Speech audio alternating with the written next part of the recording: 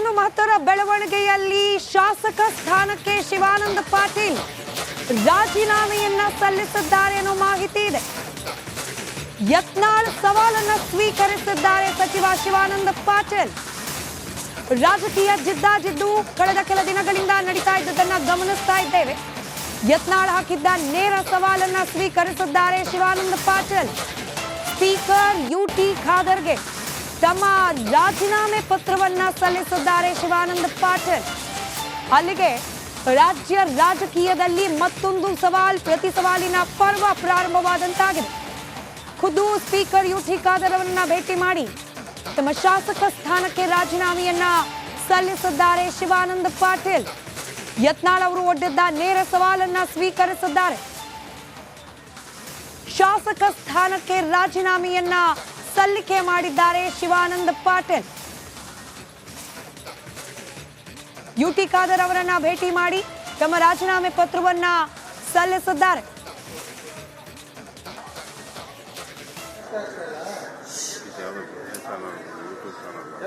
Okay sir.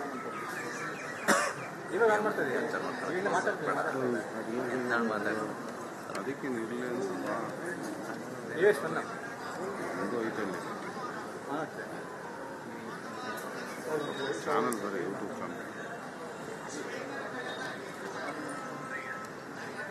Sir. Okay, ಮಾತಾಡಿ sir. ನಿಮ್ಮ ಅಪ್ಪ ಗೊತ್ತಿದ್ರೆ ಶುಕ್ರವಾರ ಒಳಗಾಗಿ ನೀವು ಇಬ್ರು ಹೋಗಿ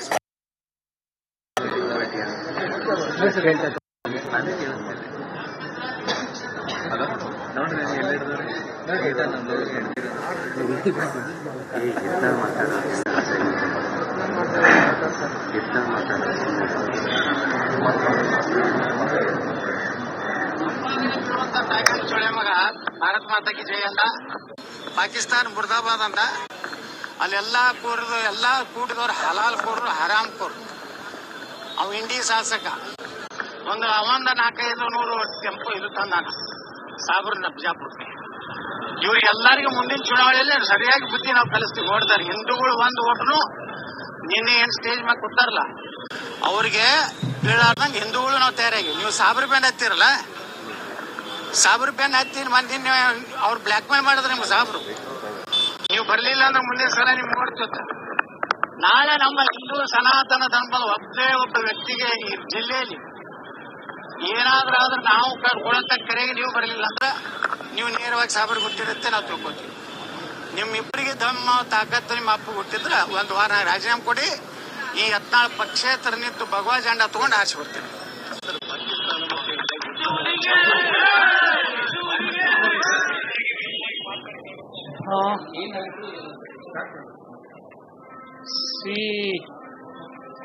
ಬಹಳ ದಿವಸದ ಹಿಂದೇನಿಲ್ಲ, ಇತ್ತೀಚೆಗೆ ಯತ್ನಾಳ್ ಅವರು ಮೊಹಮ್ಮದ್ ಪೈಗಂಬರ್ ಬಗ್ಗೆ ಹುಬ್ಳಿಯಲ್ಲಿ ಏನೋ ಮಾತನಾಡಿದ್ರು.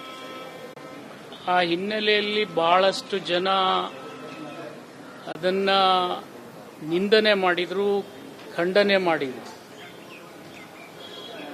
ಆ ಸಂದರ್ಭ ಮುಗಿದೋಗಿತ್ತು. ಆದರೆ ಅನೇಕ ದಿವಸದಿಂದ ಬಿಜಾಪುರದಲ್ಲಿ ಮುಸ್ಲಿಂ ಬಾಂಧವರು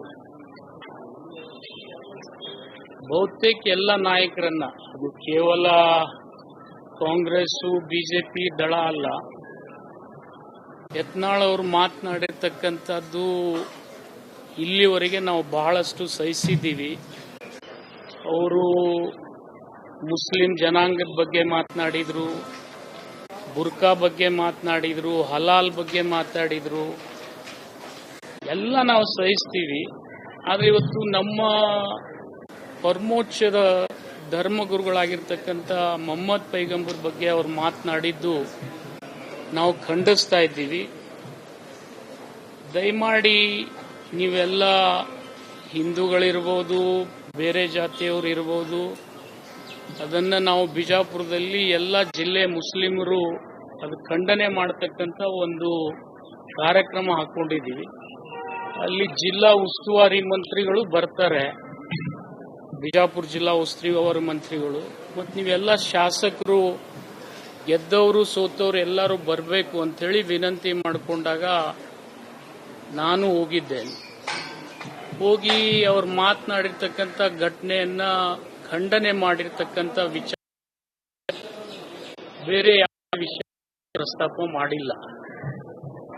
ಆದರೆ ಒಂದು ವಿಚಾರ ನಾನು ಅವರಲ್ಲಿ ಬಿಜಾಪುರದ ಕಾಂಗ್ರೆಸ್ಸಿನ ಅಭ್ಯರ್ಥಿಯಲ್ಲಿ ವಿನಂತಿ ಮಾಡಿಕೊಂಡಿದ್ದೆ. ನೀವು ನಿಂತು ಗೆಲುವನ್ನು ಸಾಧಿಸ್ರಿ, ಆಗದೆ ಇದ್ರೆ ನನ್ನನ್ನು ಬೇಕಾದ್ರೆ ಕರೆದ್ರೆ ನಾನು ಬಂದು ನಿಂತು ನಿಮ್ಮನ್ನು ಸಹಾಯ ಮಾಡ್ತೀನಿ ಅಂತಕ್ಕಂಥ ಮಾತು ಅಷ್ಟು ಮಾತ್ರ ಮಾತಾಡಿದ್ದೆ. ಅದು ಅವ್ರು ಸಹಕಾರ ಕೊಟ್ರೆ ಮುಸ್ಲಿಂ ಬಾಂಧವರು, ಅಷ್ಟು ಬಿಟ್ರೆ ನಾನೇನು ಮಾತನಾಡಿಲ್ಲ.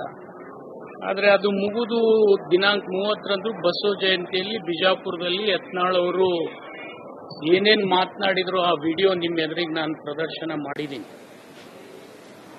ಮಾಡಿದಲ್ಲಿ ನನಗೆ ಒಂದು ನೋವೇನಾಗಿದೆಪ್ಪ ಅಂತಂದ್ರೆ, ಇವತ್ತು ವೈಯಕ್ತಿಕ ನನ್ನ ಕುಟುಂಬದ ಬಗ್ಗೆ ಅಥವಾ ನನ್ನ ಬಗ್ಗೆ ಮಾತನಾಡಿದರೆ ನನಗೇನು ಅನ್ನಿಸ್ತಿರ್ಲಿಲ್ಲ. ಒಂದು ಘಟನೆಯನ್ನು ಅವ್ರು ಮೆಲುಕು ಹಾಕಿದ್ದಾರೆ.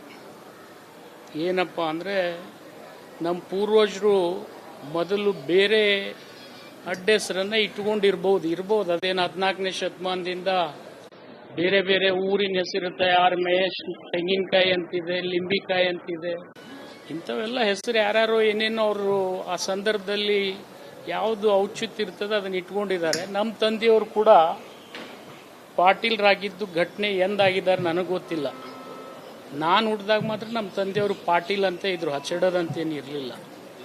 ಮತ್ತು ಬಹುತೇಕ ಏನು ಈಗ ಬಿಜಾಪುರ್ನಾಗ ಇನ್ನೂ ಇಬ್ಬರು ಪಾಟೀಲ್ರದಾರೆ, ಅವರು ಕೂಡ ಮೊದಲು ಪಾಟೀಲ್ರಿರಲಿಲ್ಲ, ಅವ್ರಿಗೂ ಬೇರೆನೇ ಇರಬೇಕು. ಯಾಕಂದ್ರೆ ಅದು ಹೇಳಬ್ರು ಅಂತ ಇರ್ತಾರೆ ನಮ್ಮಲ್ಲಿ, ಅವರಲ್ಲಿ ಇತಿಹಾಸ ಸಿಗ್ತದೆ. 14ನೇ ಶತಮಾನದಿಂದ ನಮ್ಮ ಜನರ ಇತಿಹಾಸ ಇಟ್ಕೊಂಡಿದ್ದಾರೆ ಅವರೆಲ್ಲ. ಅವರಲ್ಲಿ ಯಾರು ಕೂಡ ಪಾಟೀಲ್ರಿಲ್ಲ. ಪಾಟೀಲ್ರು ಅಂತಕ್ಕಂಥದ್ದು ಇದೇ 19ನೇ ಶತಮಾನದಲ್ಲಿ ಪ್ರಾರಂಭ ಆಗಿದೆ. ಅದು ಬದಲಾವಣೆ ಮಾಡ್ಕೊಳ್ತಕ್ಕಂಥದ್ದು ಎಲ್ಲರಿಗೂ ವೈಯಕ್ತಿಕ ಅಧಿಕಾರ ಇದೆ, ಕಾನೂನುಬದ್ಧವಾಗಿ ಮಾಡ್ಕೊಂಡಿರ್ತಾರೆ. ಅದನ್ನ ನಿಂದನೆ ಮಾಡ್ತಕ್ಕಂಥ ಮಟ್ಟಕ್ಕೂ ಇವ್ರು ಹೋಗಿದ್ದಾರೆ. ಮತ್ತು ಇನ್ನೊಂದು ನನಗೊಂದು ನೋವು ಅನ್ನಿಸ್ತದೆ, ಯತ್ನಾಳ್ ಅವರು ತಂದೆಯವರು ನಮ್ಮ ತಂದೆಯವರು ಭಾಳ ಆತ್ಮೀಯರು, ಇನ್ನೂ ಬಿಸ್ನೆಸ್ ಪಾರ್ಟ್ನರ್ಸೇ ನಾವು. ಆದರೆ ರಾಜಕೀಯವಾಗಿ ಅವರು ನನ್ನನ್ನು ನಿಂದನೆ ಮಾಡಲಿ, ನನಗೇನು ಅಭ್ಯಂತರ ಇಲ್ಲ, ಸವಾಲು ಹಾಕಲಿ, ಅದ್ರ ಬಗ್ಗೆನೂ ಅಭ್ಯಂತರ ಇಲ್ಲ.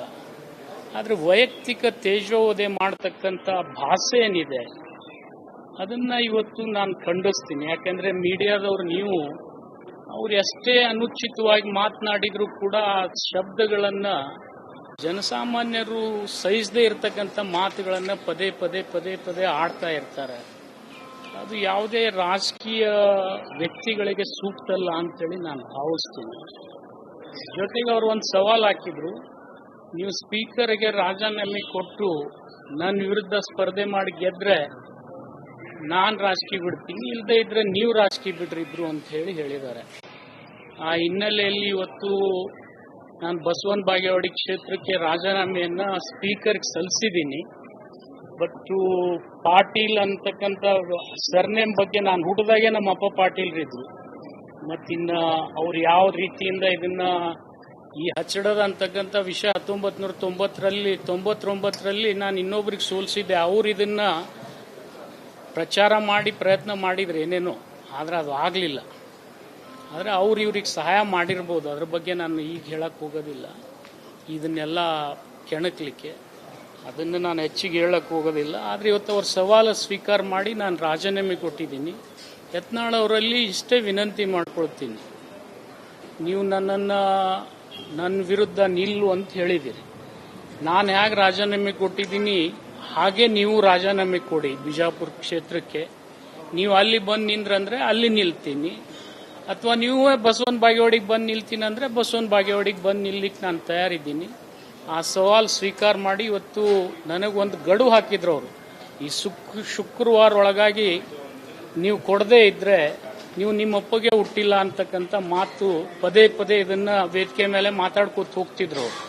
ಅದು ಬೇಡ, ಅದು ಒಂದು ಅಂತ್ಯ ಆಗಬೇಕು. ರಾಜಕೀಯವಾಗಿ ನಾನರೇ ಬದುಕಬೇಕು, ಅವರೇ ಬದುಕಬೇಕು. ಆ ಜನ ಆ ಕ್ಷೇತ್ರ ಬಿಜಾಪುರದವರೇ ಇರಲಿ, ಬಾಗೇವಾಡಿಯವರೇ ಇರಲಿ, ಅವ್ರು ನಿರ್ಣಯ ಮಾಡ್ತಾರೆ.